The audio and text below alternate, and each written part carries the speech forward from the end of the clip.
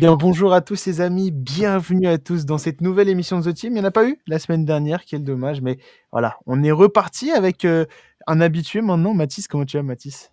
Bah, ça va très bien. Et vous, les gars, comment s'est passé le week-end? Tout va bien, bien évidemment. Merci, ça va très bien. Et on est avec un mec qui n'est pas habitué pour une fois d'une Ouais, émission, première pour toi de The Team. Axel, comment tu vas? Hola à toi Tom, merci de m'accueillir dans ce nouveau format que j'ai pas fait encore. C'est vrai que Mathis est plus habitué que moi maintenant dans ce truc, hein. Plus live que moi, ça y est, hein. Ça y est. C'est bon, je raccroche les crampons, moi. Non, bah, content, très bon week-end de football, content de faire partie de cette émission. Comment tu vas toi, Milan? Bah, tout va bien, écoutez, une victoire lors du classique, hein, donc comment ça ne pourrait pas aller? Une petite bise à Mathis, hein, on en discutera, hein, justement de ce petit classico, enfin classique, hein, on va pas heurter Classique, les ouais. on va pas heurter Classico, c'est Axel. autre chose, attention. Même s'il y a eu des beaux matchs en Espagne, mais bon, voilà, The Team cette semaine, c'est bien, mais on va pas pouvoir parler des prochains matchs parce que bon, c'est la trêve internationale. Donc, personnellement, voilà, petit avis personnel, ça me fait un peu chier, sachant qu'on est dans une grosse période de Ligue des Champions et de championnat. Mais bon, ça fait partie de la vie. D'ailleurs, je ne sais même pas pourquoi la trêve, je ne sais pas c'est quelle compétition d'ailleurs. Mais bon, on va tout de suite. Vous savez le gars ou pas? Juste question comme ça. C'est les qualifs, non? Non, c'est pas la Ligue des Nations. On joue Ah, pas c'est Ligue des Nations, c'est Ligue des Nations, je on crois. joue la Croatie, je crois, en quart. Allez, ouais, la On bêtise. joue pour les Français, Axel. Je sais pas quelle nation tu supportes, mais Il y a des qualifs de Coupe du Monde aussi, quand même. ok. Pour ton petit Léo Messi qui n'est pas présent avec l'Argentine pour le coup. Non, On tant va mieux, n'est-ce pas? on va tout de suite partir avec le programme du jour. On va parler justement de ces ballons d'or, hein. On entend beaucoup parler ces derniers jours et surtout avec une élimination de Mohamed Salah en Ligue des Champions face à un Ousmane Dembélé. Potentiellement plus que deux concurrents entre Rafinha et Dembélé. On fera notre petit top 5, on en discutera un peu entre nous trois justement de qui on mettrait pour nous en ballon d'or. On verra aussi les statistiques, les éliminations, parce qu'il y a eu pas mal de choses qui ont bougé sur les derniers jours. Et, et voilà, tout simplement pour ce sujet-là. Et ensuite, on va parler de la... Ah, il est parti comme ça? Il a bugué? Ah bah mince, alors on s'excuse. Je sais pas pourquoi il a bugué d'un coup, ça lui arrive jamais en plus Ouais, ouais, de ouais. bugger comme ça. Mince, pardon, on s'excuse. Qu'est-ce qu'on va dire? Bah, il était en train de faire le programme. Moi, je vais pas vous spoil, on va le laisser faire, mais ouais, là, ah, il revient. C'est Petit bon, il bug, revient. petit bug, petit bug. Ouh là là, la prise de panique, crise de panique. Au parallèle de la série A. Pardon pour ce petit problème. Axel, t'avais l'air d'avoir pris le lead. Ouais, non, j'essayais de me débrouiller. Ouais, on parlera de la série A avec un week-end très particulier, tout simplement. Il y a eu des beaux résultats et on verra un peu le classement, on en discutera un peu. On en avait discuté hein, lors des débriefs des grands championnats. On avait un peu calmé parce que forcément, il n'y a pas trop de diffusion en France. Mais pour le coup, là, ça commence un peu à être intéressant avec une grosse course à la Ligue des Champions. Enfin voilà, pour ce programme. On va tout de suite hein, commencer avec le Ballon d'Or. Trois concurrents pour le moment, en tout cas, selon les médias, Rafinha, Dembélé, Salah. Selon vous, est-ce que concrètement aujourd'hui, c'est les seules trois personnes qui pourraient aller le chercher? Bah, les seules trois personnes, bah, c'est les plus en vogue, oui, mais c'est pas les seules. Faut voir après avec la fin de saison, mais t'as quand même un Harry Kane qui est quand même outsider dans cette course, mais qui peut toujours, avec une bonne fin de saison, le chercher. T'as même du côté encore de Barcelone, je dirais peut-être Pedri, peut-être Lamine Yamal qui peuvent le prétendre. Donc, alors les seuls, oui, parce que c'est les trois favoris, mais alors pas vraiment en soi. Bah, Mathis? je pense que statistiquement, on pourrait dire que oui, c'est les seuls, ou du moins c'est ceux qui sont le mieux partis dans la course au Ballon d'Or. Mais comme l'a très bien dit Axel, il y a d'autres prétendants qui arrivent très forts derrière, notamment Lamine Yamal et Pedri. Moi, Pedri, je trouve qu'il enchaîne vraiment les grosses prestations, donc ça peut vraiment être un bon prétendant. Et surtout quand on voit c'était Rodri qui a été récompensé l'année dernière, on peut se dire aussi que les critères du Ballon d'Or se basent peut-être un peu moins sur les statistiques et plus sur le jeu footballistique. Donc, si on parle de ça, non, je pense pas que c'est que c'est les trois seuls qui peuvent prendre le Ballon d'Or. My Dream Vitinha va le chercher. Hein. Si on avait vu un Rodri l'année dernière, même si un Ok. petit Ousmane Dembélé, est-ce que potentiellement un Kylian Mbappé, qui au niveau des statistiques est quand même pas mal aussi, pourrait potentiellement aller le chercher selon vous? Ouais, pour moi, c'est un peu tôt par rapport à ceux qu'on vient de citer, mais bien sûr, en vrai, hein, une bonne fin de saison du Real, ils sont encore en lice pour un potentiel triplé ils ont déjà gagné 2 titres en début d'année, donc évidemment que si ça continue comme ça et que le Real prend tout, ça va être le grand favori, celui qui va le prendre. Donc oui, après, c'est pas, et pour l'instant, il est pas dans la course selon moi. Mathis? Pareil, je suis d'accord sur le fait qu'il n'est pas encore dans la course, mais je pense que la Ligue des Champions enfin, les huitièmes de finale vont dessiner un peu le tableau des prétendants au fur et à mesure qu'on avance dans la compétition. Là, on sait que Mohamed Salah, ça risque d'être un peu, enfin, on dit que ça risque d'être un peu plus compliqué, mais bon, quand même, ses statistiques en première ligue, elles sont quand même affolantes. Il risque de sûrement dépasser le record de Erling Haaland qui est de 36 buts, je crois, en 35 matchs, si je dis pas de bêtises. Donc je pense que c'est un peu trop tôt pour dessiner un top 3, top 5 prédéfini. Mais je pense que la Ligue des Champions va bien arranger ça. Salut Alvin dans les commentaires. Justement, tu parlais de stats, Mathis, on va montrer les stats, toutes compétitions confondues des 3 joueurs. Ousmane Dembélé, c'est en 37 matchs, c'est 30 buts, 6 passes décisives. Rafinha en 42, c'est 27 buts, 20 passes décisives. Et Salah en 43, c'est 32 buts, 22 passes décisives. Pour le coup, Ousmane, dans son rôle de faux numéro 9 buteur, on sent qu'il marque plus de buts. Par contre, au niveau des passes, ça pêche. Mais alors que les autres, vraiment, c'est des grosses statistiques. Que ça soit dans l'un que dans l'autre. Bah, en fait, les statistiques, ce qu'elles montrent assez bien, c'est que sur les trois, tu en as deux qui performent depuis août, depuis le début de saison, et tu en as un qui mérite amplement d'être dans la course au Ballon d'Or, pas de souci, mais qui lui performe depuis pas vraiment très longtemps, depuis on va dire janvier, peut-être mi-décembre, mais surtout 2025. Et donc c'est pour ça que pour l'instant, si on pourrait dessiner quand même, je mettrais quand même Dembélé en dessous des trois, je dirais pas dans le classement du top 5, en dessous des deux, pardon.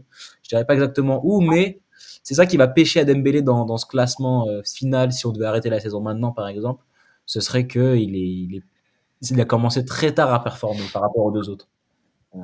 Je suis d'accord avec toi. En plus, si on parle de régularité, même pure et dure, aujourd'hui, le prétendant, ce serait Rafinha. Parce que bon, Rafinha, que ce soit depuis le début de saison et même jusqu'à maintenant, c'est très régulier. Il continue ce qu'il fait. Il est important sur le terrain. C'est rare qu'il rate ses prestations, surtout des gros matchs. Encore en Ligue des Champions, là, on l'a vu. Tandis que Mohamed Salah, depuis la double confrontation face au Paris Saint-Germain et également ce week-end en Coupe de la Ligue Carabao Cup, il n'a pas été très présent, donc un peu une méforme. Donc oui, si on parle de régularité pure, je pense que Rafinha est le premier, mais voilà, la saison est encore longue et on va voir. Très clairement, est-ce que la Ligue des Champions serait pas un peu la finalité ultime pour un gagnant du Ballon d'Or? Je pense que oui. Moi, je pense que oui. Ben, c'est Thierry Henry, je crois qu'il l'a très bien dit. Il avait parlé un peu de Rafinha. Enfin, il avait dit que lui, justement, son prétendant, enfin, son favori, ça serait Rafinha, parce que justement, il soulignait ses grosses prestations en Ligue des Champions et il disait quelque chose de très intéressant qui est vrai. Quand tu réussis en Ligue des Champions, généralement, tu réussis également dans ta ligue. Et Rafinha, c'est le cas. Bon, moi, là, c'était pas trop le cas, mais Dembélé, c'est également le cas. Donc, je pense que la Ligue des Champions va continuer à dresser un peu plus le tableau du Ballon d'Or. Donc, oui, c'est un gros facteur. Enfin, c'est indéniable. Parce qu'on l'a vu, je pense, avec les saisons précédentes, ça joue. Puis de toute façon, ouais, c'est le plus régulier en Ligue des Champions. C'est le meilleur buteur de la Ligue des Champions. Il fait partie des meilleurs passeurs aussi. En ayant eu 2 matchs de moins que Ousmane Dembélé, ça faut le dire aussi. Et il est devant des têtes en attaque comme Guirassy, comme Kane, comme Lewandowski, comme Haaland. On voit que dans le top 5, il y a 4 buteurs et Rafinha est premier. Donc c'est vrai, ça souligne encore la saison exceptionnelle qu'il est en train de faire, que ce soit en Ligue des Champions et même en général. Donc, ouais, la Ligue des Champions aura un impact, c'est sûr, évident, voire même si, bon, entre Paris et Barça maintenant, parce que Liverpool est sorti, mais un des deux prend la Ligue des Champions, ce sera potentiellement Dembélé ou Rafinha à 85% sûr. Donc oui, la Ligue des Champions aura son importance. On parle de Rafinha, juste voilà, pour parler un peu. On le voit en quart de finale de Ligue des Champions après avoir éliminé le Barça. Enfin, le Barça a éliminé, je me rappelle plus, j'ai un trou de mémoire. Le Benfica. Salut Lucas, d'ailleurs, voilà, ça se rappelle bien. Donc en quart de finale, le FC Barcelone est toujours premier en Liga. Pour le coup, justement, Rafinha, partout réussi, que ça soit en Ligue et en Ligue des Champions, tu l'as dit, Axel. Ah bah oui, là on a surtout qu'il y a un match où on peut vraiment le critiquer dans le jeu, c'est vraiment contre l'Atlético et au final il s'en sort avec 2 passes décisives. Rafinha, il y a un début de saison, voire même 6 premiers mois où dans le jeu il est très important et toutes les fois où il l'est moins, où on voit qu'il est un peu plus invisible, qu'il est un peu en dessous du niveau des autres, il arrive quand même à sortir son individualité et à prouver avec des statistiques c'était Benfica, le match en phase de ligue.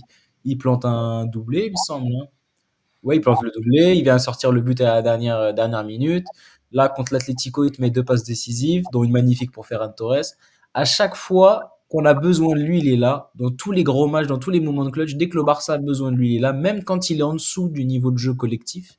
Et donc, c'est ça un peu aussi le principe même d'un ballon d'or. C'est que même quand tu as été mauvais dans la saison, même quand ton club est en difficulté, tu viens l'aider, tu viens le sauver, tu viens faire ce qu'il faut faire. Et nombreux sont les matchs où c'est Rafinha qui est le sauveur du Barça. Je suis d'accord avec toi. En plus, c'est ça en fait. C'est là où tu distingues les joueurs qui profitent de la force d'un collectif et les joueurs qui, même quand l'équipe va mal, bah, ils arrivent à faire une différence, à créer l'exploit. Et on l'a vu face au Benfica, enfin, sur plusieurs rencontres. Quand on va contre l'Atlético, un match pas facile, on sait comment c'est l'Atlético, il arrive à être décisif. Donc oui, non, je suis totalement d'accord avec toi. Rafinha, pour moi, c'est un très bon prétendant. Et d'ailleurs, ça fait plaisir qu'il soit là, même si c'est un Barcelonais et que moi, je suis madrilène. Il vient quand même il vient quand même de Rennes. Il a joué à Rennes, il est passé par chez nous, donc ça fait plaisir de voir un peu son évolution pour un joueur comme ça. Et il est passé aussi par le Portugal au Vitória Guimarães, et ça, c'est le club de ma ville, j'en suis très fier. Mais même quand tu compares aux 2 autres prétendants, Salah et Dembélé sont des joueurs qui profitent beaucoup plus du niveau de leur équipe plutôt que eux fassent monter leur équipe. Et c'est là où quand tu compares les trois, c'est ça qui est le plus flagrant. Comme on l'a dit, Dembélé a attendu janvier pour se mettre en jambes, qui coïncide aussi avec le bon niveau de l'équipe. Salah, on le voit maintenant, et même on le voyait déjà dès le début de saison. Dans les matchs où c'est un peu plus compliqué, où Liverpool est en difficulté, il est moins présent. Il arrive toujours à marquer, à faire une passe D à un moment, mais dans le jeu, c'est moins présent. Là où Rafinha, il a ce côté de oui, il va toujours marquer, il va faire la passe, même si dans le jeu c'est compliqué. Mais en plus, tous les 90% dans le jeu, il est impactant. Donc, quand tu compares les trois, il y a vraiment ça qui saute aux yeux. Juste en quelques stats, hein, du coup, on l'a vu, toutes compétitions confondues. En Liga, c'est en 27 matchs, 13 buts, 10 passes D. En Ligue des Champions, c'est 10 matchs, 11 buts, 5 passes D. En Coupe du Roi, c'est 3 matchs, 1 but, 4 passes décisives. En Supercopa, c'est 2 matchs, 2 buts, 1 passe décisive. Donc en bref, à part en Liga, ces stats sont toujours au-dessus du match joué, si on parle de passes décisives et buts compris. Franchement, c'est quand même très bon. Ayman dit quelque chose d'intéressant. Rafi joue avec un ovni de 17 ans, les gars. Mais il dit vraiment un truc intéressant. Parce que s'il y a bien quelque chose qui peut lui coûter son ballon d'or, dans le cas où il le mériterait plus que les autres, c'est bien ça. C'est d'avoir un gars de l'autre côté du terrain qui, de par son âge, va monopoliser l'attention de tout le monde. Et donc, la moindre chose qu'il va faire va être décuplée de par son âge. 17 ans, bientôt 18 ans en juillet. Donc, peu importe ce qu'il va faire, on va se dire, ok, là il le fait, c'est bien, mais il a 17 ans. Donc ce qui peut lui prendre des votes au Ballon d'Or, c'est bien Lamine Yamal et c'est aussi Pedri. Le Barça est un collectif fort avec beaucoup d'ovnis dans tous les sens. Et là, ces trois-là, ils peuvent tous les trois aussi prétendre au Ballon d'Or. Donc avec Yamal et Pedri derrière toi, ça peut t'enlever des points et profiter à Dembélé et Mohamed Salah. Bah, d'ailleurs, c'est ce qui a coûté sûrement, on le saura jamais, mais sûrement le ballon d'or à Vinicius, hein, la grosse saison aussi de Jude Bellingham. Donc, il y en a qui disent que Ah, c'est un évidemment. Il y aussi. avait, je crois, 5-6 joueurs du Real dans les 30 et 4 dans le top 10. Donc évidemment que ça lui a coûté des votes. Et surtout avec un club comme le FC Barcelone, avec beaucoup de très bons joueurs, très bons jeunes joueurs. On peut penser aussi à Pedri, tu l'as dit tout à l'heure. Franchement, il y a une grosse équipe. Alors peut-être pas Lewandowski pour le coup. On le voit En beaucoup. soi, si, parce qu'il va forcément, dans le cas où le Barça finit avec la Ligue des Champions, la Liga, peu importe, Je crois que c'est le meilleur buteur de la il va Liga. forcément, bah oui, il va forcément finir dans le top 10 de par ses stats, et donc ça va lui prendre des voix aussi. Pour le coup, pour parler un peu du match hein, entre le Barça et l'Atlético, le Barça a gagné 4-2 contre l'Atlético de Madrid. Encore une fois, l'Atlético a dominé hein, dans un premier temps, mettant 2 buts. Et au final, bon, bah, le Barça a fait comme lors du dernier match entre les deux clubs. Ils sont remontés et ils ont été jusqu'à 4. Pour le coup, l'Atlético n'avait pas réussi à remonter comme la dernière fois. Match plutôt intéressant hein, des deux côtés des deux clubs. Mais le Barça montre encore une fois que bon, bah, c'est le patron hein, en Liga, j'ai l'impression, cette saison. Ils arrivent quand même, même si à des moments, ils ont eu un peu la tête sous l'eau. Ils arrivent toujours à remonter. Et voilà, premier avec 27 matchs joués, un de moins hein, que le Real Madrid. Et pourtant, à égalité de points. Qu'est-ce que vous avez pensé de ce match? Alors moi, je pense que je vais laisser Axel parler parce que pour le coup, j'étais plus concentré sur le Classico. On en OL. parlera après. Ouais. J'ai vu à la mi-temps, j'ai vu quelques minutes du match et ensuite à la fin du match, j'ai vu les 15 dernières minutes. Donc je vais dire brièvement ce que j'ai remarqué sur les 15 dernières minutes. C'était une domination total du Barça qui justement faisait l'effort pour je crois, remonter au score. Je crois qu'ils le font en 15 minutes, si je dis pas de bêtises, et pour ensuite gagner le match et faire le trou avec le but de Ferran. Donc non, non, c'est un grand Barça, encore une fois, hein, qui arrive, justement, moi ce qui me plaît beaucoup, c'est qu'ils arrivent à faire face à un Atlético Madrid qui est quand même qui propose un jeu défensif ultra compact comme on les connaît. Et malgré tout, ils arrivent à leur mettre 4 buts là en Liga, 4 buts il y a quelques semaines en Copa, donc c'est très fort. Ouais, le Barça a profité aussi d'un Atlético assez fatigué. Je pense même que le Barça a un peu joué là-dessus quand même. Parce que le Barça, cette saison, a une capacité de mettre la deuxième, la troisième quand ils veulent dans le match. On l'a vu plusieurs fois, que ce soit contre le Real Madrid à deux reprises, que ce soit contre le Bayern en phase de ligue. Quand ils s'affrontent à un adversaire compliqué, le Barça sait se préserver, garder de l'énergie pour s'activer quand ils veulent dans le match. Là, c'est clairement ce qu'ils ont fait en profitant d'une complication de l'Atlético où ils avaient déjà joué 120 minutes il y a quelques jours. Là, ils arrivent avec les mêmes joueurs, ils gagnent 2-0, ils ont fait énormément d'efforts défensifs et offensifs avec les appels et les contre-attaques. Et ils ont clairement activé la deuxième au moment du deuxième but pour l'Atlético avec une action individuelle exceptionnelle, parce que c'est ça aussi le Barça, c'est que collectivement, c'est très fort, c'est peut-être même meilleur que n'importe qui en Europe, mais quand il faut activer les individualités parce que tu es dans un match compliqué, ils savent le faire, à l'image d'un Real Madrid qui ne joue que sur les individualités cette saison. Et donc, ils ont su faire les deux en même temps, et tu mets 4 buts à la meilleure équipe défensive d'Europe en 20 minutes, en moins de 20 minutes. Donc, c'est pour ça que c'est exceptionnel comme victoire, et on n'en fait pas assez, je trouve. Ce genre de victoire-là est vraiment, en fait, c'est montrer à l'Europe que tu n'as peur de personne. Tu peux mettre 20 minutes à la meilleure équipe défensive d'Europe. Tu peux mettre 4 buts en 20 minutes, pardon, à la meilleure équipe défensive d'Europe. Donc, qui peut t'arrêter concrètement? Alors, donc, pour soi, pour le mental, c'est exceptionnel. Et ça fait peur aux autres aussi en Europe. Et donc, elle est là, la magie aussi de cette victoire pour Barcelone. Effectivement, hein, très impressionnant, même si, voilà, on le répète, ça sort. Les deux équipes en soi sortaient d'un match de Ligue des Champions, mais pour le coup, l'Atlético, eux, sortaient d'un très gros match avec prolongation. Pour le coup, ça me fait penser à un autre club hein, Vous qui avez ont un jour joué de moins aussi. un joueur de moins aussi, qui jouait en Ligue des Champions et dont le joueur fait parler, on en a déjà parlé tout à l'heure, un ancien du Barça aussi, c'est encore une fois Ousmane Dembélé, le Paris Saint-Germain qui a affronté l'Olympique de Marseille, justement, Mathis, tu voulais qu'on en parle. Enfin, avant l'émission, tu me disais que tu préférais pas au final qu'on en parle. Mais voilà, Ousmane Dembélé, comme l'a dit Axel, avec une grosse révélation hein, depuis le mois de janvier, il était parti sur les chapeaux de roue dès les 3 premiers matchs en inscrivant, je crois, 3 triplés de suite. Vraiment une grosse montée en puissance de la part du Français. Et ça continue comme ça. Et comme tu l'as dit, Axel, tout à l'heure, c'est vraiment cette montée en puissance de l'équipe du Paris Saint-Germain qui a montré aussi que voilà, ces joueurs ont réussi à se développer. Et Ousmane Dembélé en fait partie avec ce nouveau poste où il joue faux numéro 9 sous Luis Enrique. Pour le coup, Il avait déjà joué. qu'il Il avait avait déjà joué. déjà joué. Bon, c'était en numéro 9 sous Coman au FC Barcelone, je tiens à préciser. C'est vrai, Il c'est vrai. connaît ce rôle. Il était fort en plus, c'est vrai, c'est Et vrai. pour l'instant, c'est vrai que et pour le coup là, il est tout seul en attaque, c'est-à-dire qu'il joue faux numéro 9 contrairement à l'époque où il jouait Il n'y avec a pas de un Messi autre. avec lui, ouais, c'est vrai que c'est Voilà. plus compliqué sans Messi.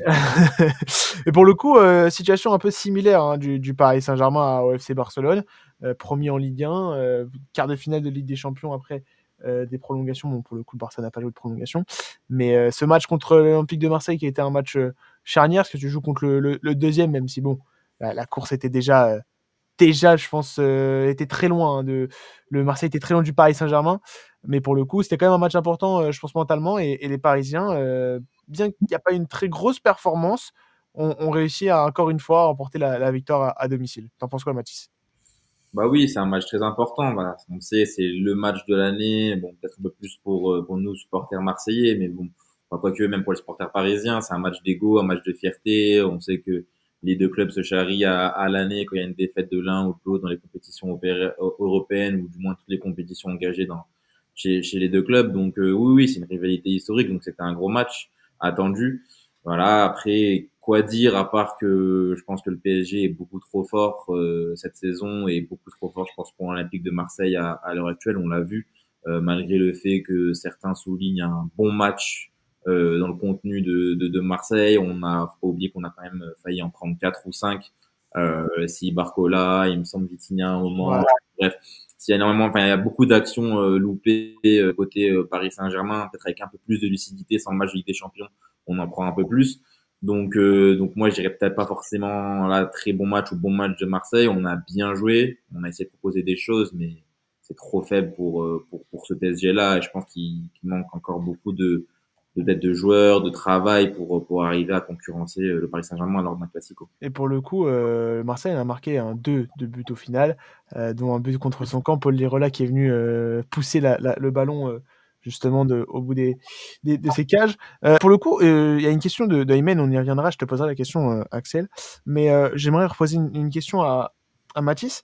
Est-ce qu'on Marseille il n'a pas bénéficié aussi d'un manque des Parisiens, c'est-à-dire qu'on sentait qu'il n'y avait pas forcément des fois d'intensité, et une équipe aussi brouillonne, c'est-à-dire par moment on a perdu beaucoup de ballons, l'équipe a très clairement raté des occasions, et pour le coup, le but marseillais, c'est aussi une erreur défensive du Paris Saint-Germain.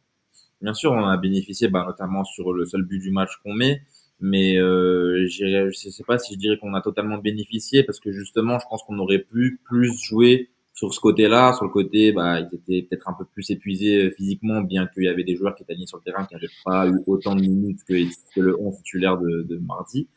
Mais justement, j'aurais préféré qu'on soit un peu plus impactant, qu'on prenne un peu plus de risques, notamment dans la projection vers l'avant.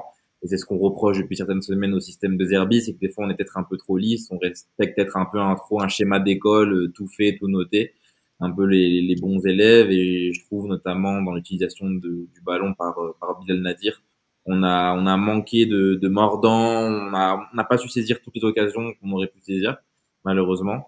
Donc on en a bénéficié sur le but, mais je pense qu'on aurait pu davantage en bénéficier. Axel, justement, du coup, Aymen, il te pose une question, enfin, il nous pose une question. Me Collectivement, on est. pose à moi. Non, ouais, j'ai envie de te la poser à toi parce que voilà, t'as un point de vue extérieur, supporter de. Bon, j'aime bien le dire que tu supportes ni Marseille ni le Paris Saint-Germain, donc t'es un peu Ouais, je supporte t'es aucun des deux, t'as raison. t'es neutre dans l'histoire. Collectivement, on n'est pas sur le meilleur Paris Saint-Germain de l'RQSI. Ah je pense que c'est pas vraiment une question avec un débat. Je pense que tout le monde dirait que oui, hein, collectivement, on n'a jamais vu ça de la part du Paris Saint-Germain, et c'est le travail de Luis Enrique qui en plus ça a vraiment commencé à marcher au meilleur moment, parce que là, ça a commencé à devenir compliqué.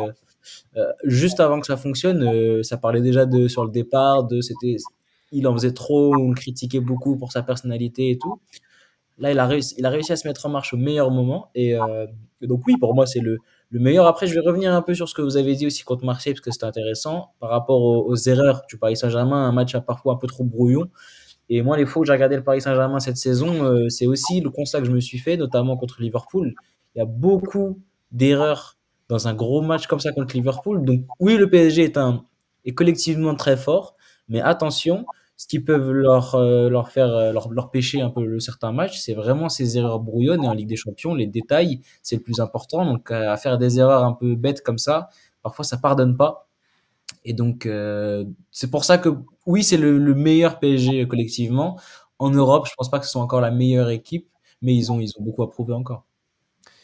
Plutôt d'accord, Mathis? Plutôt d'accord, ouais, et même je rajouterais même que en parlant d'actions gâchées, comme tu disais sur le match face à l'Olympique de Marseille, ces actions, on les a vues notamment quelques fois face à Liverpool au retour, et Liverpool n'a pas su concrétiser quand ça partait en contre avec Mohamed Salah, il scafouillait un peu son ballon dans les jambes. On a vu des actions aussi où Szoboszlai n'arrivait pas vraiment à faire de différence. Donc je suis d'accord avec Axel et je le rejoins. Je pense qu'il y a une équipe, face à une équipe comme Barcelone ou Real Madrid en contre, ça peut peut-être un peu plus faire mal ce genre d'erreur et qu'il faut pas les réitérer dans des matchs comme ça parce que là, ça pardonnera pas. Aymen qui dit contre Liverpool, ce que j'ai retenu, les centres entre les défenseurs et le gardien créent la panique. Je sais pas si tu parlais des centres de Liverpool ou du Paris Saint-Germain, mais je suis plutôt d'accord avec toi, mais dans les deux cas. Parce que même les centres, du coup, on avait du mal à les prendre. C'était de ça aussi, d'avoir ce défaut-là, de ne pas avoir de vrai numéro 9, justement, capable de venir te mettre une tête ou une reprise de volée. Ousmane Dembélé, j'ai l'impression, a un peu du mal avec ça. Même si ce que moi je retiens de ce Paris Saint-Germain-là, et Luis Enrique le disait déjà la saison dernière avant que Kylian Mbappé parte, c'est que justement, quand tu as un joueur qui marque 40 buts par saison tout l'effectif maintenant doit se mettre à marquer.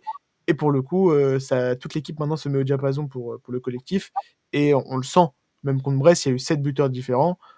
Très clairement, tout le monde peut marquer. Et pour le coup, contre Liverpool, je me rappelle de cette frappe dans les débuts du match contre Liverpool de João Neves qui passe au-dessus. C'est des mecs qui peuvent venir claquer des buts ça vient de nulle part, quoi. Même Nuno Mendes contre Marseille, pour le coup, c'est lui qui vient chercher ce deuxième but, si je me trompe pas.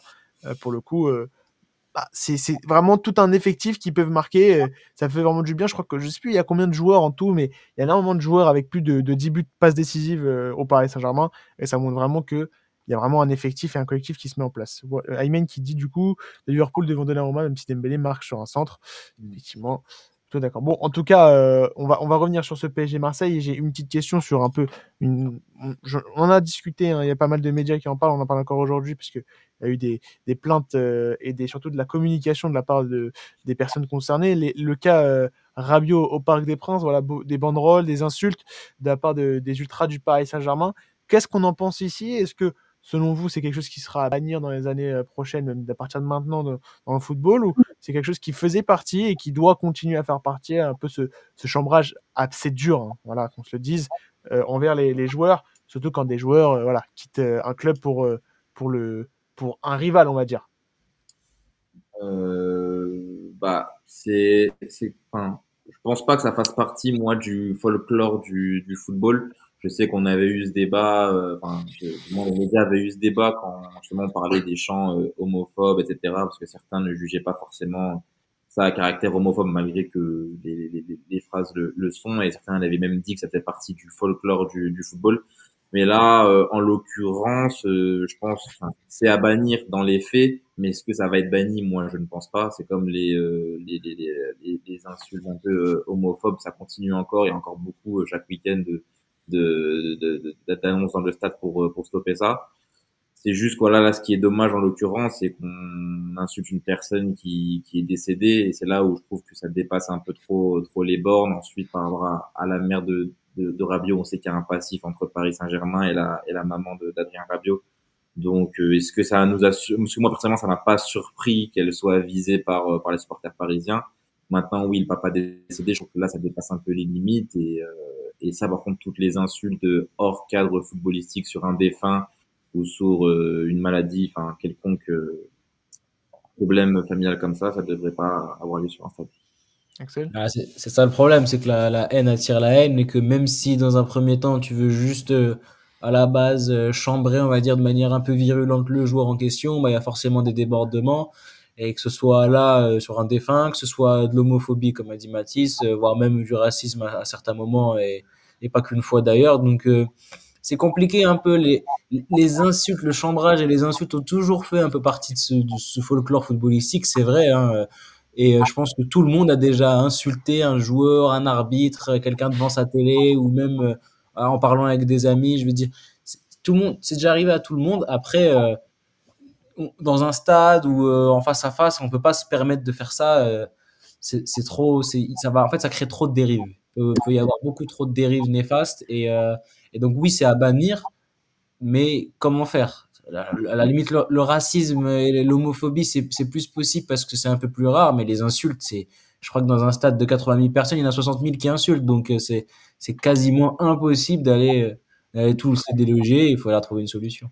Et Mais, malheureusement, moi, ouais. excuse-moi, mais oui, Non, non, ouais. Hormis les insultes sur son défunt père, je trouve que ça fait malheureusement partie des rivalités. Rabiot savait à quoi s'y tenir en signant chez le rival historique comme Valbuena à l'OM. Pour le coup, je suis plutôt d'accord. Mathis, t'as à dire un truc. oui, j'allais dire qu'aujourd'hui, je sais pas vous si vous avez ce sentiment-là, mais moi j'ai l'impression aussi que avec tout ce qui se passe notamment sur les réseaux sociaux, étant donné qu'il y a de plus en plus d'engouement sur les supporters, enfin, on a beaucoup plus de visibilité sur ce qui se passe vraiment en interne et au sein d'une enceinte d'un stade. J'ai l'impression aussi que ça engendre un peu plus de haine, que ça engendre un peu plus j'ai l'impression qu'en fait aujourd'hui, l'objectif, c'est de faire parler aussi de soi, de nous, et de vraiment en fait choquer par qui c'est qui va faire la meilleure banderole, la banderole la plus choquante, etc. Sans forcément Bah, il y avait clairement de ça dimanche, hein. Ouais, On avait vu même avant le match, il y en a beaucoup qui s'en vantaient, hein, vous verrez ce qu'on a préparé. Enfin, il y a un ouais, moment où ça dépasse même les insultes, c'est juste pour montrer à l'Europe, regardez ce qu'on peut faire. Alors là, c'est même pas valorisant, c'est pas très agréable. c'est ça, et surtout comme un club comme le Paris Saint-Germain, on sait que les supporters sont beaucoup critiqués, notamment en plus rivalité Paris-Marseille, on sait que souvent on dit que les supporters marseillais sont les meilleurs supporters de France, voire d'Europe pour certains, donc on sait que Moi, je trouve que c'est un peu un moyen de prouver une pseudo-crédibilité qui, pour le coup, a aucun rapport avec le côté football et le côté spectaculaire de supporters. Et voilà, comme tu l'as dit, quelques jours avant, on annonce que Rabiot, ça va être horrible pour lui, qu'il a passé un match de merde. En l'occurrence, hormis ça, oui, il a été sifflé quand il a eu le ballon, mais bon, moi j'ai vu des stades où c'est beaucoup plus, enfin, c'est pire, mais tant mieux, hein, j'ai envie de dire, c'est tant mieux. Mais voilà, moi je trouve ça assez dommage quand même pour les supporters parisiens, pour les supporters parisiens. Ça laisse pas une bonne image, notamment quand on sait ce qui s'est passé le jour de la finale contre, enfin, à Liverpool au Stade de France. On sait qu'à Paris, il n'y a pas forcément une bonne image, donc c'est un peu dommage. En vrai, j'entends, parce que pour le coup, j'entends tout ce que vous dites. Il n'y a pas de souci là-dessus. Tout ce qui est racisme, homophobie, ça n'a rien à faire dans les stades, bien évidemment. Après, pour le coup, je pense que le problème des Parisiens, c'est qu'on en a trop parlé, pour le coup. C'est-à-dire que très clairement, on s'attendait forcément à ce qu'il y allait avoir des insultes envers Adrien Rabiot et même envers sa mère. On le savait. Maintenant, d'en avoir autant parlé avant, carrément d'avoir teasé le truc, bon, pour le coup, je pense que ouais, c'était pas la bonne chose à faire. Pareil pour insulter son père non plus. Je pense que voilà, c'est vraiment compliqué. Après, pour le coup, moi, je fais partie des personnes qui l'ont vu dans d'autres stades, notamment Barcola l'a pris au stade de Lyon, même Brest a insulte le Qatar de Ah, mais c'est terrorisme. partout, hein, Pour bien le coup, évidemment. Là, on en parle parce que c'est Paris, pour le mais coup, même oui, oui, c'est sûr. Barcelone en 2001 avec Figo, Ouais. c'est arrivé dans tous les stades, je sais partout, mais il y a des insultes partout. De toute façon, je l'ai Oui, dit, c'est que ce sûr. soit devant la télé, sur les réseaux sociaux, on regarde dans un stade, ça va pas louper. Et pour On va chercher des matchs de N3, N2, il y aura des insultes. Donc, franchement, oui, c'est partout, c'est pas que Et Paris. surtout, en plus, même quand on prend un exemple, je sais pas, je dis une bêtise, en fait, c'est surtout, en fait, l'objectif via ces insultes, c'est de toucher justement la personne. Et quoi de mieux pour toucher la personne, insulter sa famille, ses proches, surtout en plus, aujourd'hui, dans la presse, on sait que tout sort. Donc, moi, je me rappelle à l'époque, Dimitri Payet, même dans des stades où il n'avait pas joué, on insultait sa compagne Ludivine. Enfin, il y avait oui, c'est plein. sûr. Donc, Alors pour le c'est juste que moi, le problème, je trouve que, notamment bon, sur le racisme, c'est un autre sujet, je trouve que le laxisme des instances vis-à-vis de certains supporters engendre tout ce qui se passe derrière. On l'a vu avec Vinicius notamment, bon, c'est un autre sujet, je ne veux pas partir là-dessus, mais malgré le fait qu'il y ait eu des sanctions, bah, ça continue toujours, on a toujours des actes racistes et c'est désolant. Alors pour le coup, ouais, ça je suis plutôt d'accord, sachant qu'aujourd'hui j'ai l'impression que le racisme est mis de côté. Alors pour le coup, moi c'est vraiment quelque chose qui, je vois qu'il y a beaucoup de luttes contre l'homophobie dans les stades, on peut insulter de salope, enfin bref, je vais pas te dire les termes, mais voilà, on peut plus insulter. Et par contre, j'ai l'impression que le racisme qui est pourtant, j'ai l'impression par moment, surtout en Espagne, on le sent très présent dans les stades, même en Italie, est beaucoup plus mis de côté. Alors pour le coup, moi, je trouve que voilà, les insultes et insulter le club adverse, insulter certains joueurs qui sont sur le terrain, ça fait partie du folklore. Moi, j'apprécie le geste. Barcola, quand il s'est fait insulter pour le coup, bon bah, j'ai du mal à comprendre par rapport à pourquoi les Lyonnais sont aussi durs avec lui, mais je peux comprendre, donc du coup, je laisse passer. Par rapport à Rabiot, je savais, et pour le coup, en tant que supporter parisien, il y avait aussi ce côté où j'étais pas content, mais voilà, tu vois, tu as un peu ce truc de supporter. Les supporters de Marseille font aussi la même chose par rapport à certains joueurs. Mais pour le coup, voilà, il y a des choses où il ne faut pas dépasser certaines limites, et ça, on le sait. Mais après, on se rappelle, des joueurs se sont pris beaucoup plus de haine. Voilà, tu en parlais à Aymen Valbuena à l'Olympique lyonnais quand il a rejoint justement le club français. Il y a eu vraiment des photos de lui sur des pendus. Vraiment, même les joueurs sur le terrain ont été beaucoup plus durs, je trouve, physiquement avec lui. Alors que pour le coup, là, on a senti quand même que le Parisien, c'était un peu aussi décevant. On s'attendait à plus. Les banderoles étaient là pour choquer, même si, moi, je trouve que, mis à part sur le fait d'insulter son père, c'était pas non plus extraordinaire. Mais bon, après, voilà, je pense que pour le coup, les insultes doivent faire partie du football. Après, voilà, il y a des limites à tenir. Après, moi, juste, je sais pas, justement, je vous pose la question, je n'arrive pas à savoir si c'est une bonne chose que la mère et Adrien Rabiot portent plainte vis-à-vis de ses actions, enfin, vis-à-vis de ses chants et de ce qui s'est passé. Parce que j'ai peur que ça fasse un peu un effet boule de neige, et que ça engendre encore un peu plus de haine envers le joueur et la famille. Déjà qu'on connaît le passif entre le Qatar, enfin, Nasser et la Mm. famille Rabiot. Il y a eu également la story d'Adrien Rabiot qu'on a vu où il vise clairement Nasser. Donc, j'arrive pas à savoir, vous, qu'est-ce que vous en pensez, si c'est une bonne chose ou pas. J'arrive pas moi à savoir. Axel? Bah, j'ai pas trop compris la question. En Non, gros, Adrien Rabiot et la mère donc Véronique Rabiot va porter plainte très clairement contre les ultras Ah non. parisiens, on va dire, et vis-à-vis de tout ça, va demander à ce que ça bouge. Et pour le coup, est-ce que ça peut changer des choses et pas justement aller trop loin, justement, vis-à-vis des champs de Véronique supporters, par Rabiot, est-ce exemple? qu'elle va trop loin, c'est ça? Est-ce que c'est grave, enfin c'est pas le grave en soi, mais est-ce que le fait qu'elle porte plainte, est-ce que ça va pas créer un effet boule de neige dans le sens où ça va engendrer un peu plus de haine envers la famille Rabiot et le joueur? Ah, bah, je sais pas. Après, moi, je comprends hein, quand même le choix de la famille Rabiot parce que au lendemain de ça, enfin, à la limite, Adrien Rabiot, comme l'avait dit Aymen en commentaire tout à l'heure, quand tu signes chez le rival, tu t'y attends, tu sais ce qui va se passer. Donc lui, il savait, mais alors quand t'es la famille, c'est compliqué de vivre ça parce que là, on parle du père, de la mère, mais même les oncles, les tantes, les neveux, mais les frères, tout le monde le prend personnellement dans la famille Rabiot. Donc évidemment que c'est douloureux. Imaginez, vous êtes le cousin de Rabiot et vous voyez votre oncle se faire lyncher comme ça publiquement dans tout un stade. Ça fait mal au cœur. Donc moi, non, le choix de Véronique Rabiot de porter plainte, évidemment que je le comprends. Et puis si ça peut permettre aux dégénérés qui ont profané sur le père de Rabiot d'avoir une sanction, avec plaisir. Hein. Mais c'est vrai, c'est une bonne question. Est-ce que ça peut-être faire, je pense pas, parce que je pense quand même que les gens sont assez lucides pour se rendre compte de la douleur que ça engendre de se faire insulter par 50 000 personnes. Donc, après pour le coup, insulter en la fait, mère de ceux que ça va énerver, que ça ferait effet boule de neige, c'est des abrutis, donc autant ne non pas mais prendre en compte. Quoi. pour le coup, insulter le père d'Adrien Rabiot, j'ai pas trop compris. Par contre, pour la mère, entre guillemets, il y a un passif, tu l'as dit, Mathis, ça fait aussi partie des dangers. Enfin, voilà, il savait à quoi s'en tenir. Quand tu as ta mère comme agent, tu peux pas faire trop autrement, tu vois. C'est comme si on insultait ton agent. Pour le coup, elle s'est beaucoup impliquée dans la carrière de son fils. C'est quand même, on a vu beaucoup de discussions entre elle et le Paris Saint-Germain à l'époque où on le sait, qu'elle Oui, mais demandait est-ce que ça pas mal justifie d'argent. les insultes? Là, ça, pas du Alors, tout. ça justifie pas les insultes. Après, pour le coup, il y a beaucoup de mères qui sont insultées qui n'ont rien à voir, pour le coup, avec le football. Elle, tu vois, pour le coup, elle a quand même un Non, mais lien. même, s'ils ont insulté Véronique Rabiot, c'est pas parce que c'était son agent. Hein. Si n'importe quel agent ne se serait pas fait insulter dans cette histoire, ils ont profité de l'affaire pour l'insulter si Oui, tu veux. bien Non, sûr, parce s'ils l'ont qu'elle est très insulté, c'est parce que médiatisée aussi. ils en ont profité, ils ont profité du fait que ce soit une personnalité publique Voilà. et que tout le monde le critiquait. Mais non, peu importe, peu importe. Moi, je pense que déjà de base, t'aurais pas dû insulter le joueur comme ça, même si on peut se dire, allez, ça se fait, c'est pas la première fois, il y a pas mort d'homme non plus pour le joueur, il savait à quoi s'attendre. Mais dès que ça touche au-delà du joueur, c'est néfaste et ça n'apporte rien de bon. Donc non, déjà, je comprends le choix de Véronique Rabiot et on va dire que je soutiens quand même la famille Rabiot dans ce combat-là, mais parce que c'était direct. C'est pas comme s'il avait reçu une insulte de nanana ou ouais, très bien, de quoi je peux parler. Là, c'était direct, c'est frontal, donc c'est beaucoup plus grave, beaucoup plus dangereux aussi pour la santé mentale.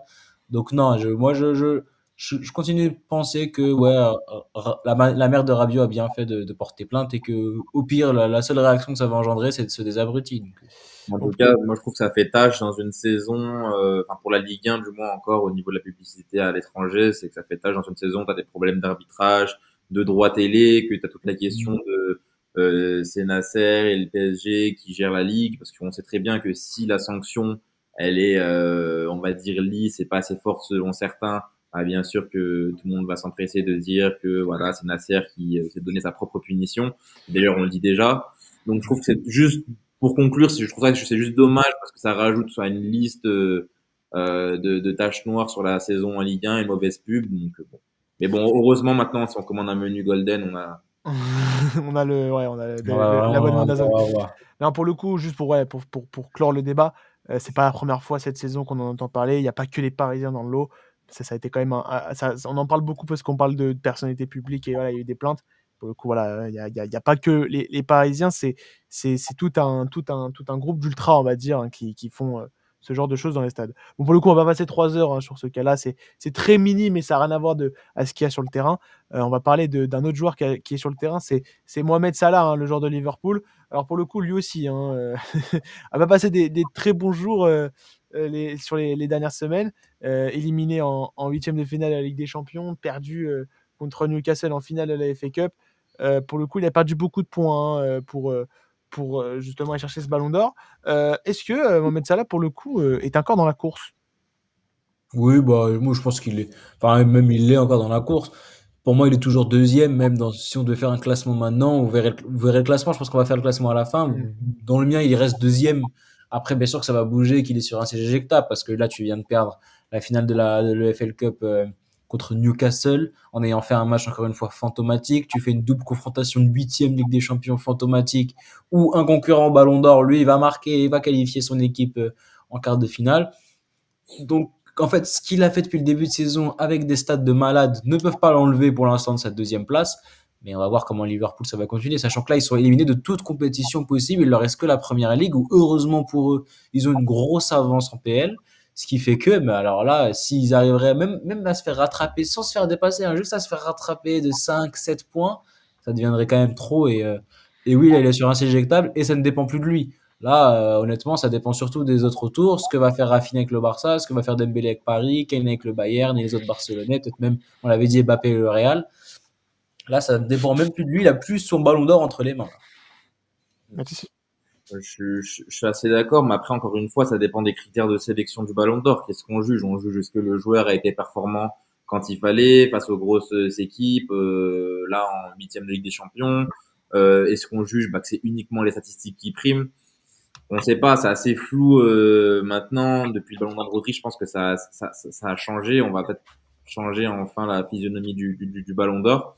Mais après, voilà, faut pas oublier que là, Salah il est peut-être en passe, s'il se remet bien, de battre le record de buts sur une saison en Première Ligue, qui est de 36 par Haaland, on l'a évoqué tout à l'heure, ce qui serait quand même démentiel dans une saison où, je crois, si je dis pas de bêtises, il a quand même 17 passes décisives à son actif.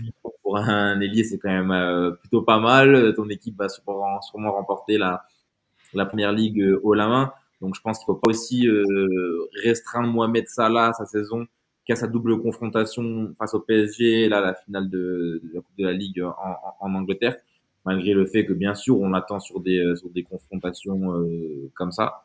Mais voilà, à voir si justement il a la force mentale, et c'est ce qui fait aussi la force d'un joueur, c'est savoir si le mental est assez fort pour se relever et de se dire bon bah j'attaque une grosse fin de saison en Première Ligue, je vais remporter la Première Ligue avec mon club et j'essaye de casser le record de Erling Haaland. Donc je suis assez d'accord avec Axel sur le fait que je le garde quand même dans les principaux prétendants au Ballon d'Or, mais à voir comment il va se remettre de tout ça. Pour le coup, ouais, son équipe, collectivement, c'est un peu compliqué, hein. Sur les 2 derniers matchs, c'est quand même, de grosses confrontations perdues. La première contre le Paris Saint-Germain, bon ça, on n'en tiendra pas rigueur, on en a déjà assez parlé, voilà, une défaite, au tir au but et pour le coup, il y a cette deuxième défaite qui vient à la suite qui aurait pu, hein, redonner un peu de jus à cette équipe de Liverpool et cette défaite, voilà, en finale de FA Cup contre Newcastle. Newcastle qui a réussi à faire un très bon match, hein, contre les Reds.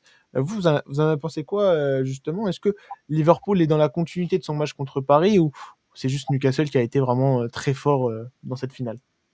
Bah, c'est un peu des deux parce on a eu un bon Newcastle. Voilà, ça fait plaisir de les voir à chaque fois qu'on a une télé, que ce soit en Première Ligue et là en Carabao Cup. Mais Liverpool, en fait, on sent que ça commence à s'éteindre et qu'en fait, on a eu un début de saison en trombe, qu'on a eu voilà, un bon Liverpool et que souvent, les équipes, encore plus les équipes anglaises, dès qu'on arrive en janvier, février, ça s'éteint petit à petit. Là, c'est clairement ce qui s'est passé. Parce qu'il y a aussi l'histoire du Boxing Day qui leur prend énormément d'énergie. Ils font pas de trêve en décembre, donc forcément, ça aide pas. Et là, bah aussi, en même temps, Liverpool, c'était une équipe qui, selon moi, était assez prévisible pour ce qui est du relâchement parce que on voyait que c'était quand même beaucoup d'euphorie, beaucoup de sur-régime. Et c'est pas étonnant qu'ils redescendent aussi parce que Arne Slot, c'est quand même un entraîneur inexpérimenté. Donc, et puis l'équipe est pas si nouvelle que ça non plus. Donc, moi, ça m'étonne pas vraiment. Donc, dans ta question initiale, je dirais que Newcastle a fait le taf, mais qu'on a surtout assisté à un Liverpool dans la panade depuis quelques semaines. C'est le même Liverpool que depuis quelques semaines, oui. Mathis? Moi, Newcastle, je sais que j'adore regarder cette équipe. Je suis d'accord avec Axel quand on allume la télé. Moi, franchement, je prends un grand plaisir à les voir jouer. Personnellement, je suis pas très surpris de leur victoire. Je pense que quand même Liverpool, cette élimination leur a fait beaucoup de mal mentalement. Euh, Notamment les joueurs phares de l'équipe, hein, Darwin Nunez qui rate son penalty, Mohamed Salah qui passe à côté de sa double confrontation et les autres bien sûr. Donc non, moi je suis pas surpris de voir Newcastle le remporter et je trouve que justement c'est mérité par rapport à ce qu'ils proposent comme contenu, ce qu'ils essayent de mettre en place depuis plusieurs années maintenant. On voit qu'ils veulent vraiment aller essayer de titiller en haut en première ligue, essayer de gratter les premières places européennes. Ils proposent du beau jeu, du bon contenu, donc moi je suis assez content pour eux. Et pour Liverpool, oui, bah c'est la continuité du match face au Paris Saint-Germain. Je pense qu'ils sont aussi pris par le fait que Newcastle a mis énormément de rythme dans ce match, a voulu tout de suite les agresser sur chaque porteur. On a vu également qu'il y avait énormément de supporters des Magpies. Ah, c'est vrai ça. On a l'impression d'être à Newcastle. Ouais, donc je pense qu'ils sont aussi pris par tout cet engouement-là et ils ont dit bon, bah, on va profiter de leur faiblesse pour vraiment leur rentrer dedans. Et ils ont eu raison, ils ont gagné Puis il y logiquement. avait la série à abattre de 70 ans sans trophée pour Newcastle, trophée domestique. Et là où je te rejoins totalement, c'est que quand on lance le match, on se dit pas que Newcastle ne peut pas le faire. Et quand Newcastle le fait, on se dit pas quel exploit monumental. Ils sont venus sortir Liverpool. On savait très bien que Newcastle pouvait le faire. Et d'ailleurs, Liverpool n'a pas pu en bénéficier puisque ça joue contre eux aussi. De savoir que Newcastle peut te battre en finale Carabao Cup, mentalement, c'est compliqué. Non, c'est clair. Après, voilà, comme tu as dit, Axel, c'est pas une surprise, mais ça fait quand même plaisir de voir un club, pour le coup, gagner cette compétition, sachant que pour le moment, la première ligue est promise hein, à Liverpool. Bon, on va passer à un petit quelque chose. C'est voilà, notre petit top 5 Ballon d'Or. Alors, on va essayer. Moi, je l'ai pas préparé pour le coup. Je crois que Mathis non plus. Axel, lui, a une grosse idée. On va y aller hein, très rapidement. On va pas passer trop de temps là-dessus. Si vous voulez, les viewers, vous pouvez aussi le mettre le vôtre hein, dans les commentaires. Ayman qui dit heureusement que l'appel est sécurisé. Ils nous font une City là, c'est raide. Bon, pour le coup, Mais c'est effectivement, vrai qu'on il y a n'a une pas grosse d'équipe baisse. flamboyante maintenant parce que Liverpool, ça s'est bien calmé. Arsenal, c'est très irrégulier, même si ça reste fort. City, bah, on va pas en Cette parler. saison, en tout cas. Oui, je parle de cette saison. Je parle de cette saison. Newcastle, c'est très fort, mais pas encore au très haut rang. Et puis avec le mercato d'été qui va arriver, il risque de se faire un peu dépouiller.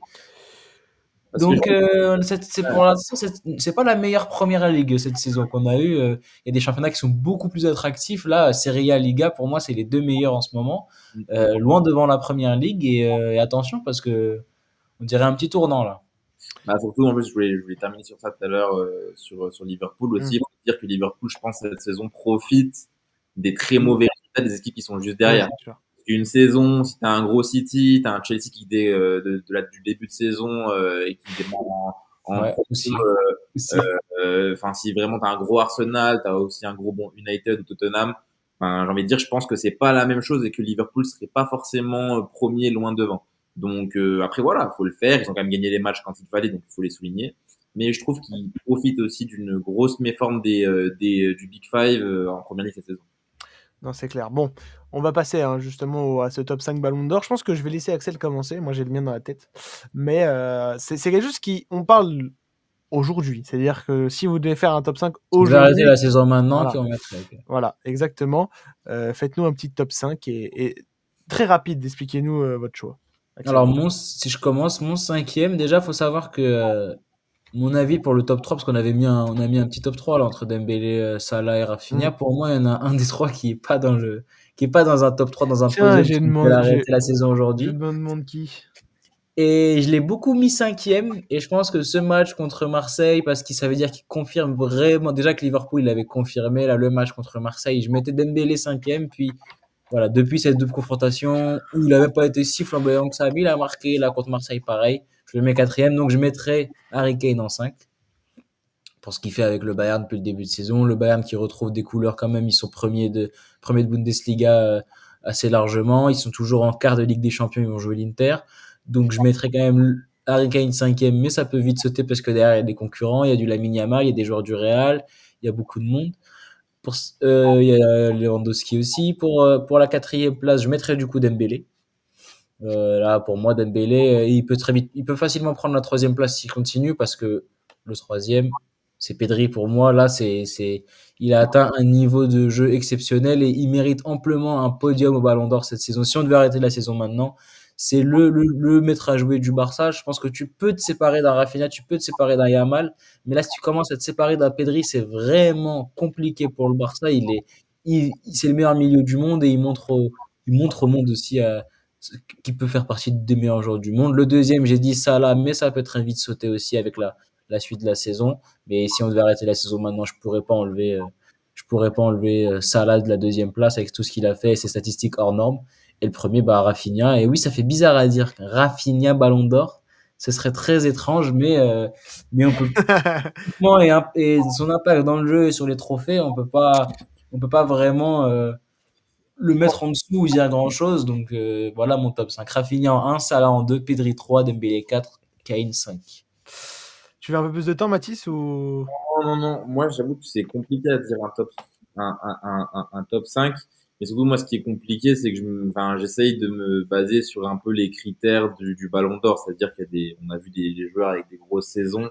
Genre, typiquement, moi, je sais qu'à la fin de la saison, ça continue comme ça. Si Ousmane Dembélé n'est pas dans les 5, je serais pas totalement choqué en fonction des critères du Ballon d'Or. C'est-à-dire que même si il fait une grosse saison, peut-être la saison de sa vie, on sait qu'il a démarré en janvier, que d'autres ont démarré avant. On sait que les statistiques pour un attaquant, pour un buteur, ça joue. Donc, je vais dire plutôt mon top 3 actuel est vraiment subjectif par rapport à ce qu'on voit sur le terrain. Donc, moi, je dirais quand même Pedri en 3. Je suis totalement d'accord avec Axel, c'est le métronome de Barcelone, ce qu'il propose en termes de contenu. Enfin, j'ai un peu l'impression des fois de voir un Rigène de Iniesta, même si c'est quand même différent. Mais je trouve qu'il est quand même vraiment très impactant dans ce milieu de terrain et qu'il est indispensable à Barcelone. En 2, moi, je mettrais Mohamed Salah parce que quand même, ses statistiques, c'est quand même aberrant pour une saison en Première Ligue. Bon, voilà, là, on parle d'une méforme en ce moment. Mais ce qu'il a proposé, c'est quand même assez exceptionnel. Il a 27 buts, il a 17 passes décisives, il peut battre le record des passes décisives et également des buts, et je pense qu'il va sûrement le faire.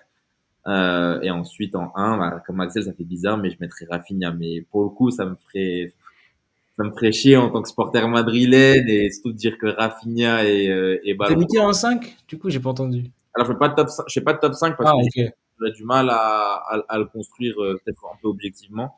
Donc c'est pour ça que actuellement je dresse le tableau du top 3. Mais donc voilà, donc Rafinha en 1, mais attendons de voir quand même la fin de saison. J'espère qu'un petit Vinicius va quand même reprendre quelques places. Je pense qu'il est pas top 10, hein, Vinicius. Ah non, je ne mets pas top Pour le 10. coup, Vinicius, là, il est pas top 10. Hein. pour le coup, je suis plutôt d'accord avec vous par rapport à Pedri, mais je les mettrais pas top 5. Personnellement, je vois quand même un autre joueur du Barça devant, pour le coup, pour le moment. C'est quand même Yamal, tu vois. Yamal, je le mettrais 5e, tu vois. En fait, Yamal, moi je me dis que je sais pas après s'ils vont réfléchir comme ça les journalistes, mais par rapport à son âge, on peut dire qu'il a le temps. Après, c'est sûr que sur le papier, Souvent, ce serait beau qu'il ait un top 3 pour le palmarès, enfin tout ça. souvent dans un ballon d'or, les rookies comme ça, ils sont pas vraiment dans un top 5. On avait vu Yamal, pardon, l'année dernière finir 7e quand même, du ballon d'or. Une performance à 16-17 ans, parce que c'était pour ses 16 ans. Et évidemment que moi, je le mets top 5 dans mon cœur. Après, j'essaie quand même d'être pragmatique je pense pas que on l'a vu avec Alvarez en 2022, avec Mbappé en 2018. C'est compliqué de mettre un jeune comme ça, aussi jeune, aussi fort qu'il est dans un top 5. Donc, en fait, pour moi, en dessous de la 3e place, ça peut bouger. Tu peux me mettre Yamal 4e, 5e, 6e, ça ne choque pas. Dembélé 4e, 5e, 6e. Kane 4e. Pour moi, même Lewandowski, tu peux mettre qui tu veux, ça me choquerait pas. Pour moi, le top 3, il est établi, c'est celui-là. Après, le top 5, évidemment, moi, je crois qu'il y a quelques jours, sur mon Twitter, j'ai fait, c'était quoi? C'était Score 90, je crois, qui avait fait un top 10 déjà établi. J'avais repris le top 10 en mettant mes tops, et je crois qu'il y a mal les 4e dans le truc. Donc, en fait, ça chamboule tout. Tous les jours, ça peut changer. Donc, ouais, moi, je mettrais, Après, faut savoir aussi. Yamal, je mets top 5. Top 4, je mets Harry Kane, parce que forcément, ce qu'il fait avec le Bayern, dans un Bayern qui n'est pas forcément flamboyant, hein, sous compagnie, mais qui arrive quand même à performer, je le mets quand même 4e, sachant que potentiellement, on va peut-être pouvoir voir enfin son vrai premier trophée dans sa carrière. Et après, le top 3, Salah, Dembélé et Rafinha. Pour le moment, hein, à ce jour-là, je pense que si on avait fait cette vidéo juste avant Attends, t'as mal fait ton top 5 là, j'ai pas compris. Si, Refais-le. j'ai dit pas compris. Yamal, Kane, Salah, Dembélé, Rafinha. Pour moi, Dembélé devant ça là. pour Ok. moi, Dembélé, aujourd'hui, si tu dois le faire aujourd'hui, les derniers mois, il a fait quand même des trucs impressionnants. Alors, pour le coup, pour moi, il y a un truc qui va énormément changer, c'est justement qui va gagner le Ballon d'Or.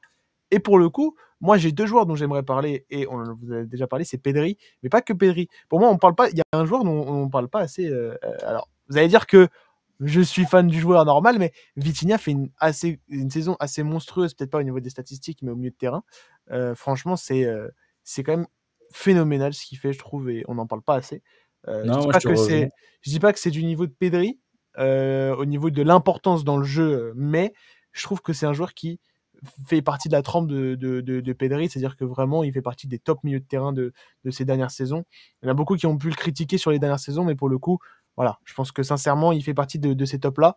Pour moi, je le mets top 10 avec Pedri, et ces joueurs-là vont pouvoir peut-être s'implanter dans ce top 5 en fonction de qui va aller chercher avec des champions. Pour le Moi coup, je te rejoins totalement avec un. Pour moi, Vitinha, il est peut-être pas top 10 encore parce que j'ai pas fait de top 10, mais ça me choquerait pas qu'il y soit par exemple. Mais dans une bonne fin de saison du Paris Saint-Germain avec un titre en plus que la Ligue 1, voilà, la Ligue des Champions, bien sûr qu'il rentre dans un top 10, top 5, je sais pas encore, faudra voir le niveau qu'il va proposer, mais pour moi, c'est un joueur actuellement qui aspire au top 10 et qui est en bonne voie pour un top 10. Et non, oui, tu as raison, pour moi, on en fait. Oui, c'est pas du niveau de Pedri, il est assez loin même, je pense, mais on en fait vraiment pas assez sur ce joueur qui est fabuleux. Moi, dans ce type de joueurs comme Vitinha, en fait, je trouve qu'ils ont une importance dans un collectif incroyable, ils sont vraiment réguliers, ils sont bons. Et malheureusement, je trouve qu'ils sont pas assez mis en avant dans les classements du Ballon d'Or. Pour prendre encore un exemple récent, c'est Rodrigo l'année dernière au Real Madrid. Il fait une saison exceptionnelle dans le jeu, il a toujours répondu présent. Dans les matchs en jeu, il a toujours été été bon. Il a été carrément absent de la liste des Ballons d'Or la saison dernière. Donc ce type de joueur, est-ce qu'ils vont pour une fois apparaître dans le top 10 ou du moins être récompensé? Moi, je l'espère, ce serait beau pour le football. Mais on a trop vu des exemples où des joueurs ont été un peu sacrifiés par d'autres joueurs qui sont plus performants sur des statistiques et moins sur le côté footballistique pur et dur. et pour le coup, un Joao Neves s'en rapproche aussi. Genre, je parle du Paris Saint-Germain, mais ceux qui regardent le PSG, je pense le voient. C'est un joueur qui court énormément, qui se met beaucoup, qui sacrifie beaucoup pour le collectif. Mais je mets quand même Vitinha au-dessus. Et pour moi, Vitinha, en fonction de la fin de saison et en fonction aussi, ça se trouve, si le Bayern, imaginons, va chercher avec des champions, pour le coup, voilà, un Harry Kane prendrait énormément de place. Donc, bien évidemment que au jour d'aujourd'hui, je ne les mets pas dans le Oui, top c'est 5, ça, en fait. mais Donc, à partir voilà, du top 3, c'est compliqué. Moi, il m'étonne quand même ton top 3. Parce que franchement, si on prend aujourd'hui jusqu'à c'est peut-être août, mon mettre côté Dembélé dans le parisien. top 3, c'est osé quand même. C'est peut-être mon côté parisien. Alors après, c'est Là, pour en moi, ce moment, ouais. si on, pour moi, c'est si on reste sur l'élimination de Liverpool et la défaite en finale, pour le coup, mettre ça là, je trouve qu'il a perdu énormément de points, Ça, tu vois. d'accord, mais mettre Dembélé dans le top 3, même avec ça, j'aurais du mal. Je pense En que, fait, pour ouais, moi, ouais, je c'est sais pas. vraiment, comme tu le dis, c'est son côté où je le trouve pas assez présent dans les gros matchs.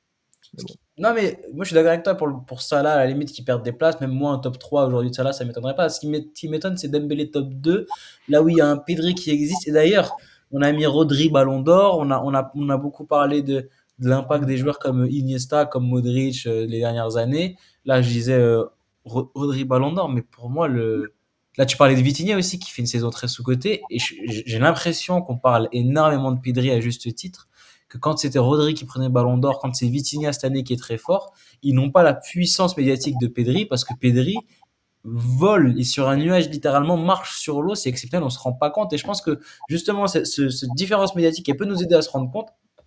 Rappelez-vous, Rodri Ballon d'Or, on n'en parlait pas tant que ça de Rodri dans la saison, même si pour moi il mérite un Ballon d'Or cette saison-là. Pour moi c'est pas le Ballon d'Or 2024, mais il peut mériter le Ballon d'Or. Et on n'en parlait pas à ce point-là, alors que Pedri, et à juste titre, c'est dingue ce qu'il fait sur un terrain de foot, et au-delà des statistiques même. Et donc c'est pour ça que là, je pourrais pas vraiment le sortir du top 3 pour l'instant. Faut voir ce que va faire le Barça. Il y a une chute en Liga, une chute en Ligue des Champions. Oui, ça va sortir évidemment parce que les titres ont une importance folle. Mais là, le Barça va prendre la Ligue des Champions. Il peut même prétendre à être Ballon d'Or. Donc, je ne peux pas le sortir du top 3. Mais moi, je Mais pense que, pour te répondre, Axel, moi, je pense que c'est surtout dû principalement à la crédibilité des clubs, en fait. Enfin, dans le sens où, quand c'est sûr que quand tu viens du Barça ou du Real Madrid, ta crédibilité, ta cote, même sur le marché, on sait très bien que ça peut changer en fonction de ta nationalité, de ton nom, du club où tu été formé, etc. Et on sait que quand tu es un joueur du FC Barcelone, du Real Madrid, c'est beaucoup plus beau, c'est beaucoup plus vendeur. On connaît le historique aussi des clubs. Donc, je pense que Rodri a peut-être un peu le fait qu'il soit à City, malgré que City ait marché sur un peu tout le monde ces dernières années, bah, ça rend le truc peut-être un peu Mais moins regarde, moi médiatique. je suis d'accord avec toi sur ce côté-là, mais par exemple, dans ce cas, ça aurait été Bellingham qui serait Ballon d'Or l'année dernière. Parce que non seulement c'est le milieu, et on en parlait, non seulement c'est un milieu qui va marquer des buts. Si ça avait vraiment cet impact-là, et en plus, je suis d'accord, pour certains domaines, ça l'a, hein. Dans les transferts, être le Barça ou être le Real, ça aide totalement, même médiatiquement, ça aide souvent. Mais je pense quand même que ce que font les médias avec Pedri là, est totalement justifié et qui ne bénéficie pas forcément du fait d'être au Barça. Je pense que si tu mets un Pedri au PSG, à Liverpool, au Real ou à Manchester Après, on est City, en France, on en peut-être que c'est pour parlerait ça qu'on n'en parle autant. pas assez, tu vois. Vitinha, je trouve Après, qu'on n'en parle pas non plus des masses. Bah, c'est oui. ce que je dis. Hmm. Et après aussi, ce qu'il faut se dire, c'est que cette année, je pense que c'est une réalité. C'est quand même depuis quelques années maintenant, peut-être depuis la fin de l'ère Cristiano Messi. Maintenant, il y a beaucoup plus en plus de joueurs qui avant n'auraient même pas eu leur place dans leur top 5, qui aujourd'hui justement s'initient dans les conversations. On a aussi un peu une baisse de joueurs phares, stars qui éblouissent tout le monde. Donc, ça laisse plus de place à ces petits joueurs, on va dire un peu oubliés lors des saisons précédentes quand C'est on un était peu le ballon d'or de base avant Messi et Ronaldo, c'était Oui. ça aussi, hein. Et, On garde et, l'idée que et ça c'était fait des du, et experts. ça fait du bien aussi de pouvoir justement débattre et de aussi pas juste débattre de deux joueurs phénoménales aussi durant la saison. Parce que également. moi, Mais tu vois, moi, j'étais totalement Rodri, d'accord, hein.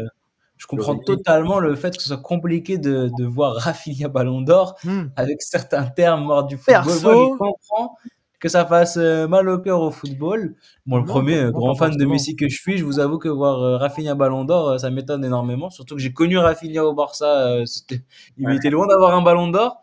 Donc, moi, ça m'étonne. Moi, Rodri, l'année perso, je suis dernière, content, pareil. moi. Hein. Perso, je suis Bah oui, content. sûrement.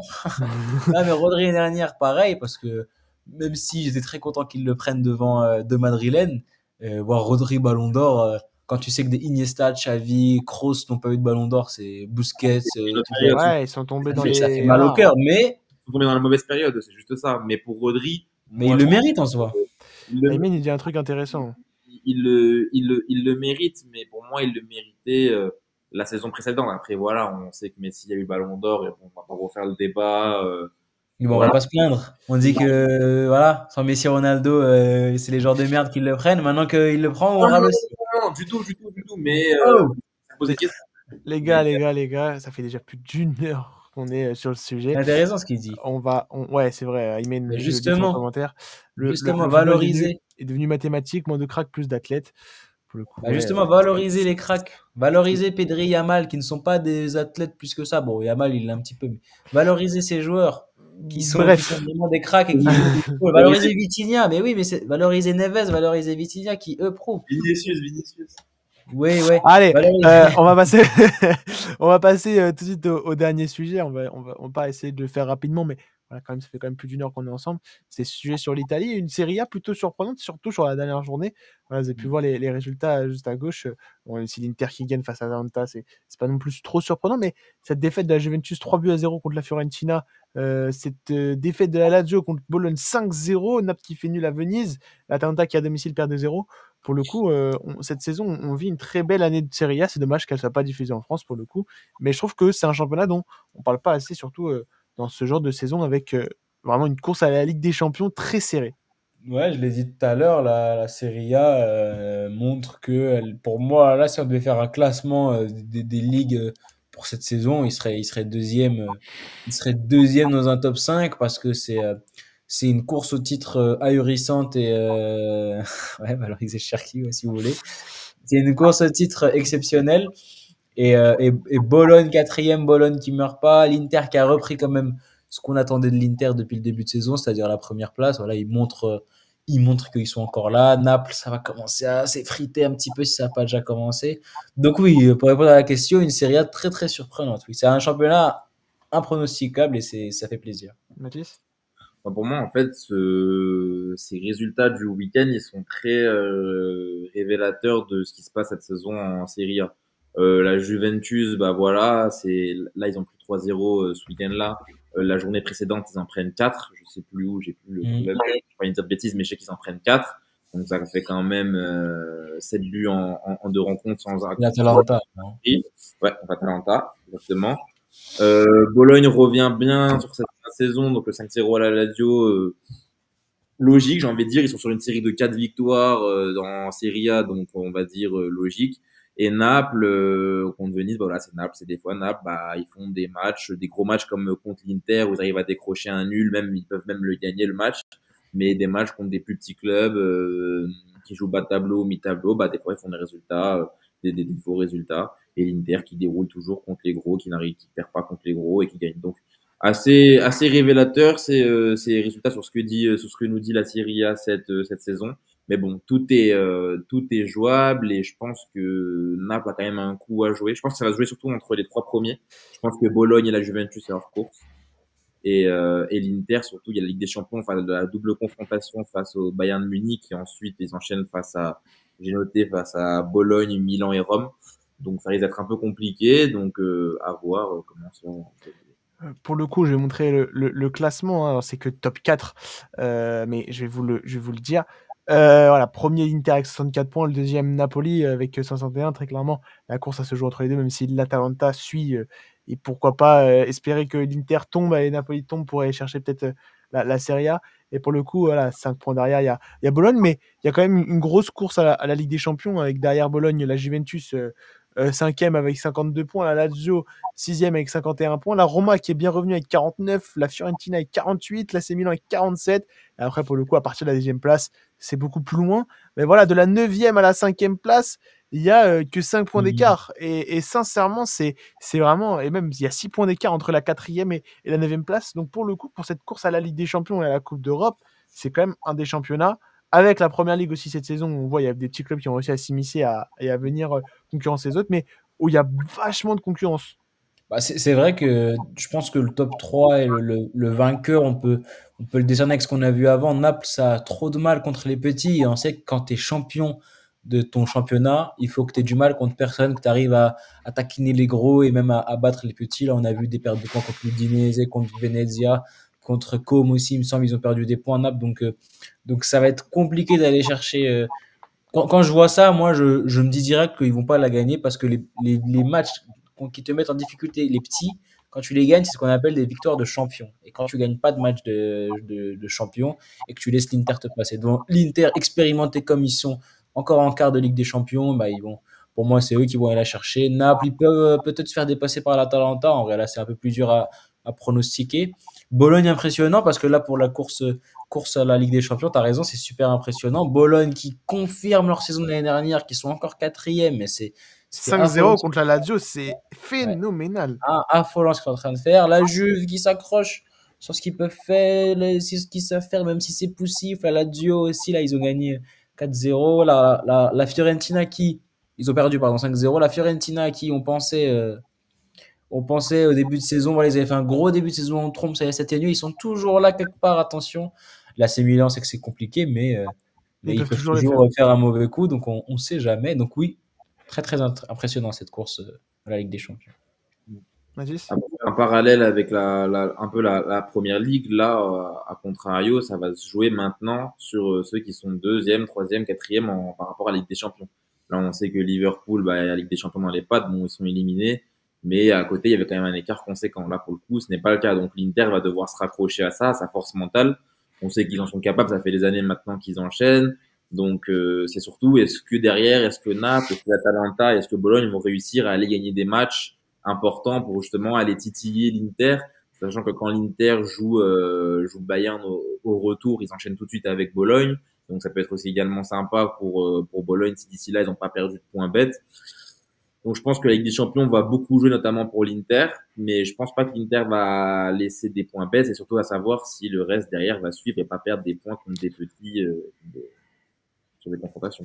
Bon, pour le coup, tout le monde est d'accord que voilà, l'Inter va potentiellement, même très sûrement, aller la chercher. C'est quand même une des équipes les plus, on en parle hein, souvent, les plus sous-cotées hein, en Europe. Et pour le coup, regardez, top 5 Ballon d'Or, on n'en a pas parlé. Hein, et pourtant, voilà, c'est vraiment une équipe collective avec de joueurs qui se battent vraiment pour un collectif. C'est voilà, des gros clubs comme l'AC Milan et la Juventus, ils sont en perdition et ça fait du bien aussi de voir des Napoli revenir, même s'ils ont quand même perdu du lourd quand même en attaque. On n'en parle pas assez. Osimhen et Kvara qui sont partis. Et ils sont quand même présents. L'Atalanta qui continue, même s'ils se sont fait sortir par surprise en Ligue des Champions. Et ils essayent quand même d'aller chercher leurs points. Pour le coup, non, c'est vraiment une Serie A qui devient de plus en plus intéressante. Et vraiment un championnat à suivre pour le coup, sans les droits télé. Chaque match, c'est une finale. Il reste moins de 10 matchs. Il reste 9 matchs, je crois. Chaque match va être une finale pour les clubs de série. Bon, pour le coup, je pense qu'on va clore cette émission. Alors, on a assez bien parlé, on a beaucoup parlé du Ballon d'Or quand même, voilà. Même si c'est dans quelques mois, on en discutera lorsque, encore quand il y aura des avancées, notamment, je pense que quand on fera une émission spéciale finale Ligue des Champions, ce qui va arriver très vite, je pense qu'on aura bien le temps d'en discuter aussi. Mais pour le coup, non, c'était quand même une émission intéressante. On en a profité de faire justement de parler de ce Ballon d'Or, étant donné que les semaines prochaines c'est une trêve internationale, donc on verra si on parle justement de des nations ou pas. Mais pour le coup, ça m'a fait extrêmement plaisir. Merci à ceux qui étaient présents. Merci à Mathis et Axel de m'avoir Merci à toi. aidé dans cette émission. Et tout simplement, retrouvez-nous pour la semaine. Vous avez vu, il y a une toute nouvelle émission sur la F1 qui était là, qui sera de retour la semaine prochaine, peut-être en direct, on verra. Peut-être d'autres émissions à venir dans les prochains jours, on verra bien. N'hésitez pas à nous suivre sur les réseaux sociaux justement pour voir les avancées. En tout cas, c'était le groupe, c'était The Team. À la prochaine, ciao ciao. Bonne soirée les gars.